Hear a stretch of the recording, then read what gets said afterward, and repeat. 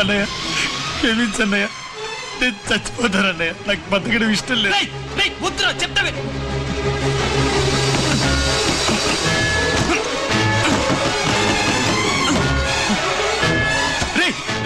చెప్తే వినరా రే, వద్దురా రే, వద్దు దిగరా రే.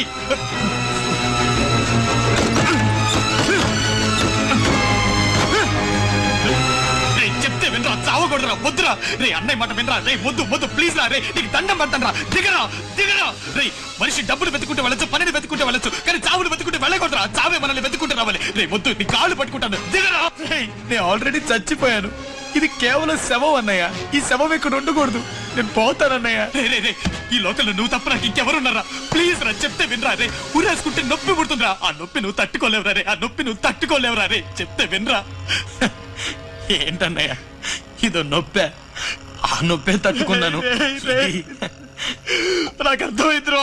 అన్నయ్య దాన్ని చంపగానే అక్కడే చచ్చిపోయి ఉండేవాడిని, కానీ చావలేకపోయాను. ఎందుకంటే నాకు అమ్మ నాన్న ఎవరు లేరు కదా, నాకు అన్ని నువ్వే కదా అన్నయ్య. నన్ను కంటికి రెప్పలా పెంచి పెద్ద చేసింది నువ్వేగా. నీలాంటి అన్నయ్య నాకు ఇంకో జన్మలో దొరుకుతాడు లేదో నాకు తెలీదు.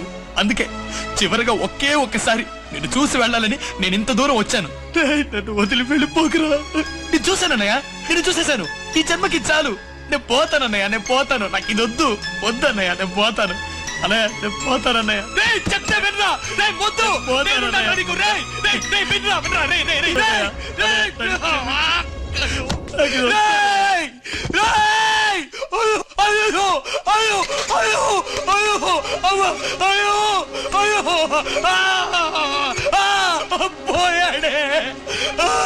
పోయాడే.